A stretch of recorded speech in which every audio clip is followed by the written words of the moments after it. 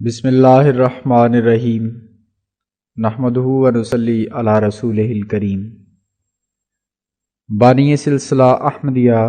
حضرت مرزا غلام احمد قادیانی مسیح موعود و مہدی موعود علیہ السلام نے اسلام کی تائید میں اردو، فارسی اور عربی میں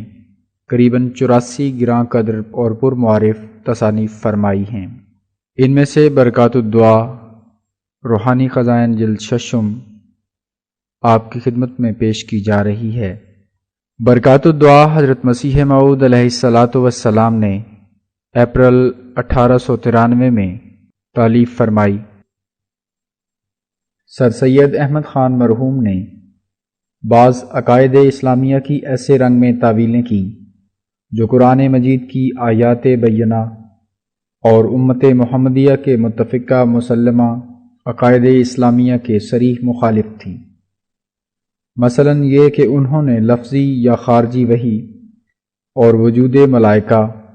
اور استجابت دعا وغیرہ کا انکار کیا۔ وجود ملائکہ اور وحی کے متعلق حضرت مسیح موعود علیہ السلام نے اپنی کتاب آئینہ کمالات اسلام میں دلائل قاطعہ اور براہین ساطعہ کے ساتھ ان کے خیالات کا رد فرمایا ہے، اور ملائکہ کے وجود اور ان کے کاموں پر جس تفصیل کے ساتھ اس میں بحث کی ہے، اس کی نظیر متقدمین کی کتب میں بھی نہیں پائی جاتی، یہ ثابت کرنے کے لیے کہ دعا کی حقیقت بجز اس کے کچھ نہیں کہ اضطرار کی جگہ صبر و استقلال کی کیفیت کا پیدا ہو جانا جو لازمہ عبادت ہے، یہی دعا کا مستجاب ہونا ہے۔ سر سید مرحوم نے ایک رسالہ الدعاء والاستجابہ لکھا۔ چونکہ دعا عبادت کا مغز تھی اور اس کے بغیر عبادت بے معنی چیز ٹھہرتی تھی، اور اس کی قبولیت اور اس کے اثر اور خارجی وحی کے انکار سے اللہ تعالیٰ کے 1 لاکھ سے زائد انبیاء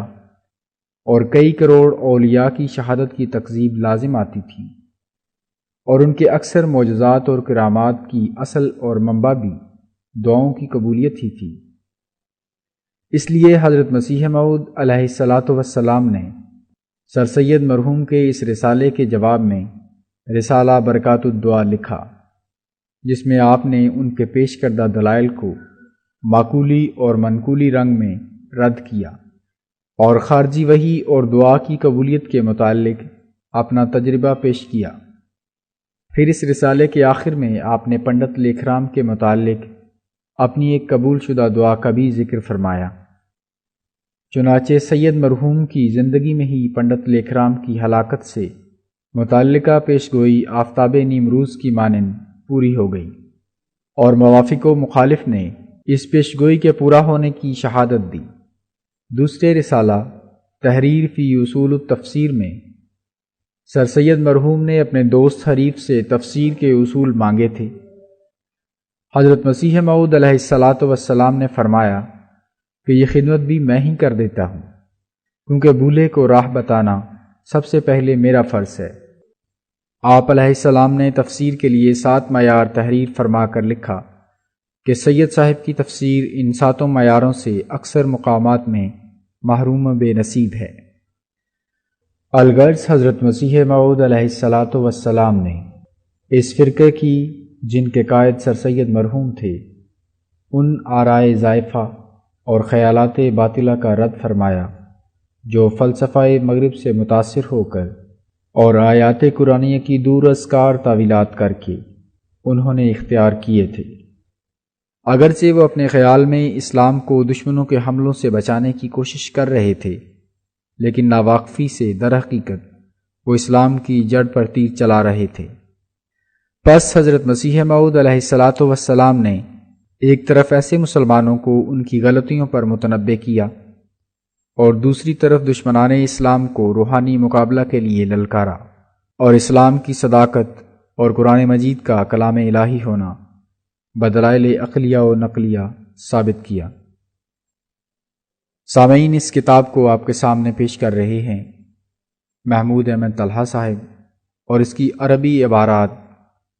آپ مکرم شیخ مسعود احمد صاحب کی آواز میں سماعت فرمائیں گے۔ سماعت فرمائیں برکات الدعا روحانی خزائن جلد ششم۔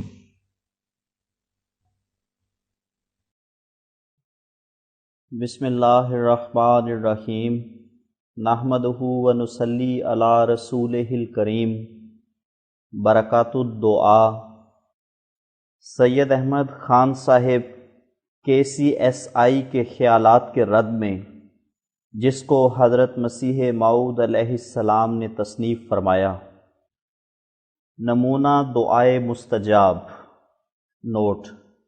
یہ نمونہ دعائے مستجاب پہلے ایڈیشن میں صفحہ 2، 3، 4 سر ورق پر شائع ہوا ہے۔ شمس۔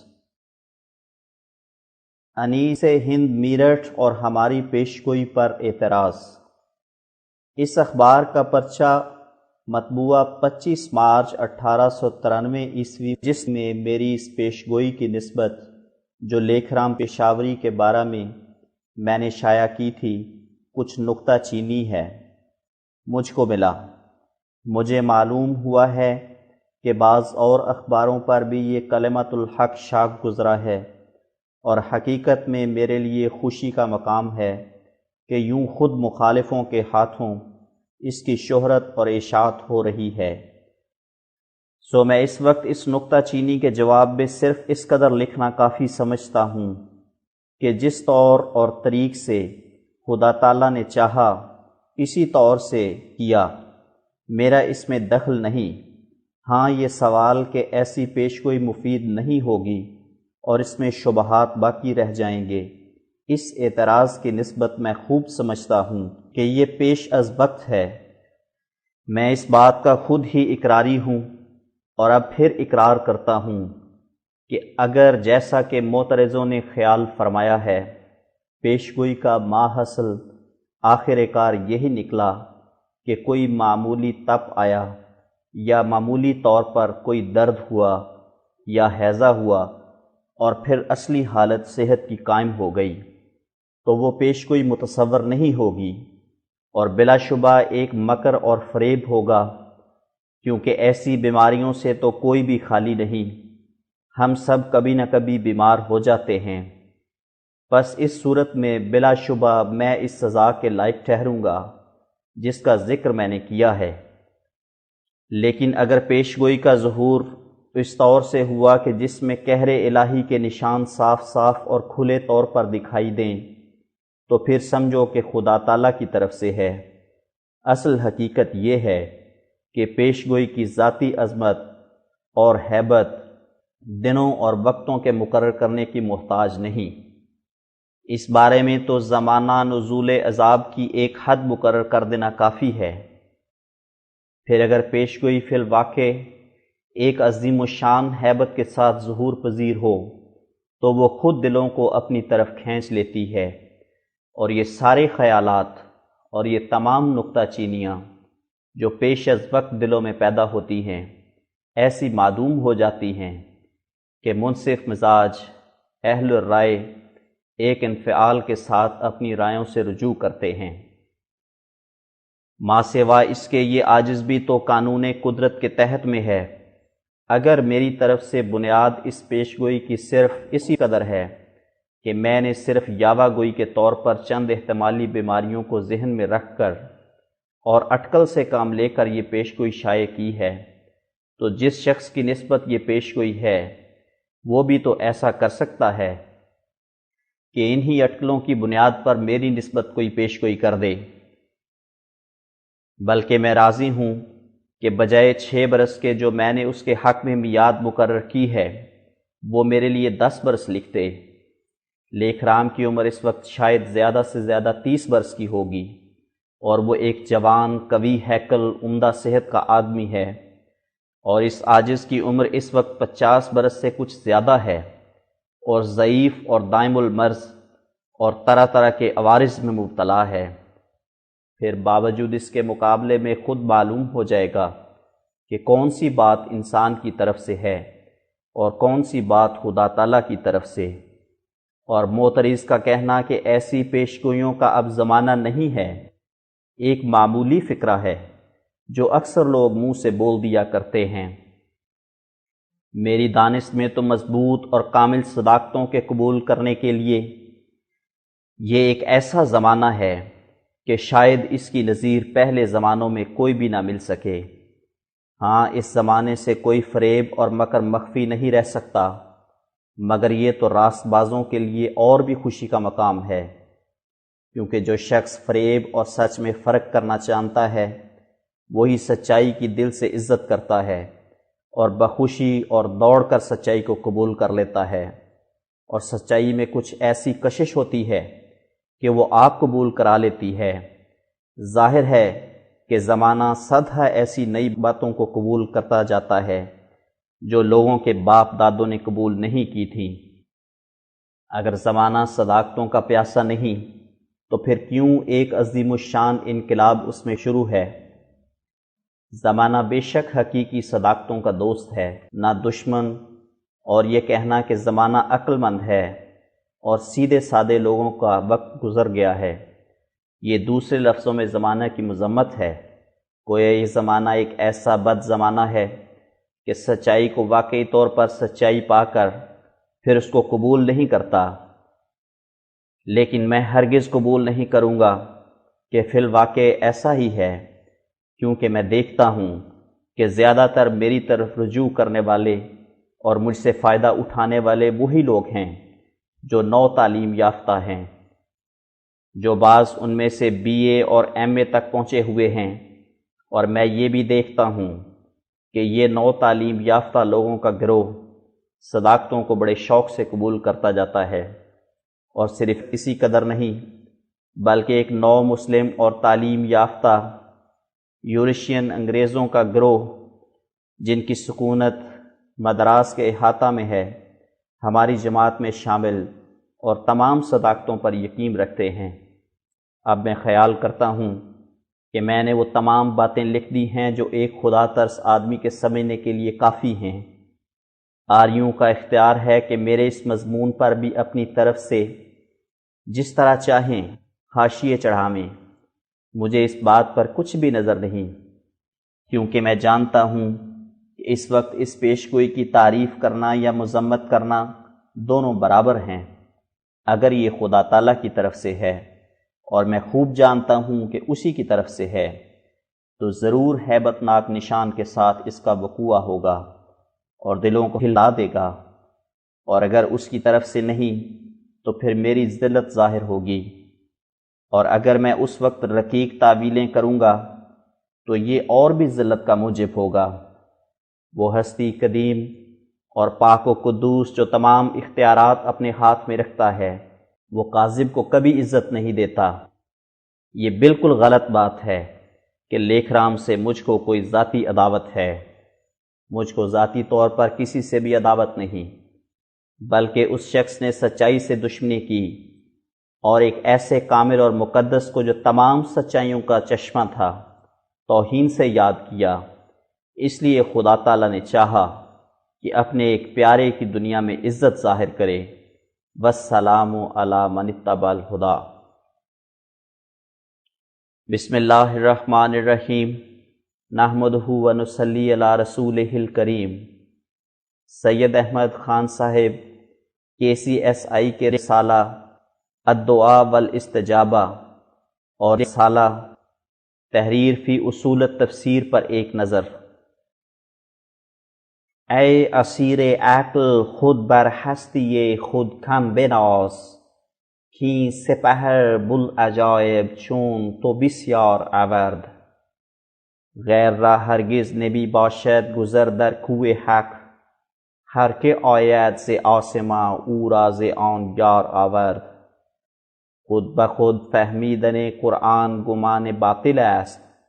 هر که از خود آورد او نجس و مردار آورد۔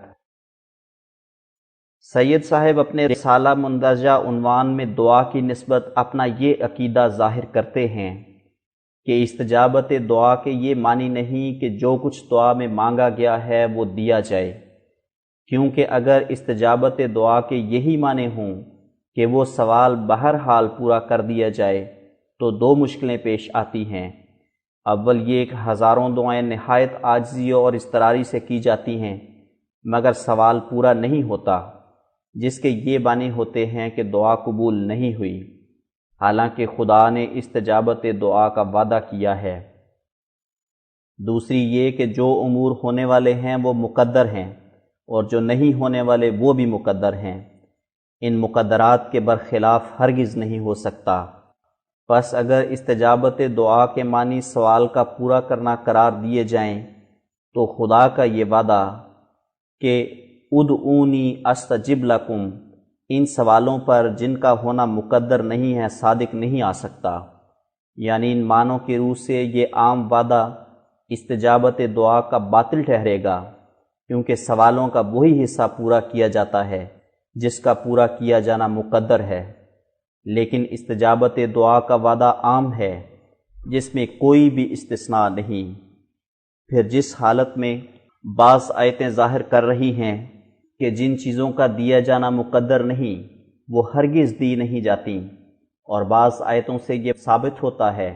کہ کوئی دعا رد نہیں ہوتی اور سب کی سب قبول کی جاتی ہیں، اور نہ صرف اسی قدر بلکہ یہ بھی ثابت ہوتا ہے کہ خدا تعالی نے تمام دعاؤں کے قبول کرنے کا وعدہ کر لیا ہے، جیسا کہ آیت ادعونی استجب لکم سے ظاہر ہے۔ پھر اس تناقض اور تعارض آیات سے بجز اس کے کیوں کر مخلصی حاصل ہو کہ استجابت دعا سے عبادت کا قبول کرنا مراد لیا جائے، یعنی یہ معنی کیے جائیں کہ دعا ایک عبادت ہے، اور جب وہ دل سے اور خشوع سے اور خضوع سے کی جائے تو اس کے قبول کرنے کا خدا تعالیٰ نے وعدہ فرمایا ہے۔ پس استجابت دعا کی حقیقت بجز اس کے اور کچھ نہیں کہ وہ دعا ایک عبادت متصور ہو کر اس پر ثواب مترتب ہوتا ہے۔ ہاں اگر مقدر میں ایک چیز کا ملنا ہے اور اتفاقاً اس کے لیے دعا بھی کی گئی تو وہ چیز مل جاتی ہے، مگر نہ دعا سے بلکہ اس کا ملنا مقدر تھا۔ اور دعا میں بڑا فائدہ یہ ہے کہ جب دعا کرنے کے وقت خدا کی عظمت اور بے انتہا قدرت کا خیال اپنے دل میں جمایا جاتا ہے تو وہ خیال حرکت میں آ کر ان تمام خیالات پر جن سے اضطرار پیدا ہوا ہے غالب ہو جاتا ہے، اور انسان کو صبر اور استقلال پیدا ہو جاتا ہے، اور ایسی کیفیت کا دل میں پیدا ہو جانا لازمہ عبادت ہے، اور یہی دعا کا مستجاب ہونا ہے۔ پھر سید صاحب اپنے رسالے کے آخر میں لکھتے ہیں کہ جو لوگ حقیقت دعا سے ناواقف اور جو حکمت اس میں ہے اس سے بے خبر ہیں، وہ کہہ سکتے ہیں کہ جب یہ امر مسلم ہے کہ جو مقدر نہیں ہے وہ نہیں ہونے کا، تو دعا سے کیا فائدہ ہے؟ یعنی جب کہ مقدر بہرحال مل رہے گا، خواہ دعا کرو یا نہ کرو، اور جس کا ملنا مقدر نہیں اس کے لیے ہزاروں دعائیں کیے جاؤ، کچھ فائدہ نہیں، تو پھر دعا کرنا ایک امر عبث ہے۔ اس کے جواب میں سید صاحب فرماتے ہیں کہ اضطرار کے وقت استمداد کی خواہش رکھنا انسان کی فطرت کا خاصہ ہے، سو انسان اپنے فطرتی خاصہ سے دعا کرتا ہے بلا خیال اس کے کہ وہ ہوگا یا نہیں، اور بمقتضائے اس کی فطرت کے اس کو کہا گیا ہے کہ خدا ہی سے مانگو جو مانگو۔ اس تمام تحریر سے جس کو ہم نے بطور خلاصہ اوپر لکھ دیا ہے، ثابت ہوا کہ سید صاحب کا یہ مذہب ہے کہ دعا ذریعہ حصول مقصود نہیں ہو سکتی، اور نہ تحصیل مقاصد کے لیے اس کا کچھ اثر ہے، اور اگر دعا کرنے سے کسی داعی کا فقط یہی مقصد ہو کہ بذریعہ دعا کوئی سوال پورا ہو جائے تو یہ خیال عبث ہے، کیونکہ جس امر کا ہونا مقدر ہے اس کے لیے دعا کی حاجت نہیں، اور جس کا ہونا مقدر نہیں ہے اس کے لیے تضرع و ابتحال بے فائدہ ہے۔ غرض اس تقریر سے بتمام تر صفائی کھل گیا کہ سید صاحب کا یہی عقیدہ ہے کہ دعا صرف عبادت کے لیے موضوع ہے، اور اس کو کسی دنیاوی مطلب کے حصول کا ذریعہ قرار دینا طمع خام ہے۔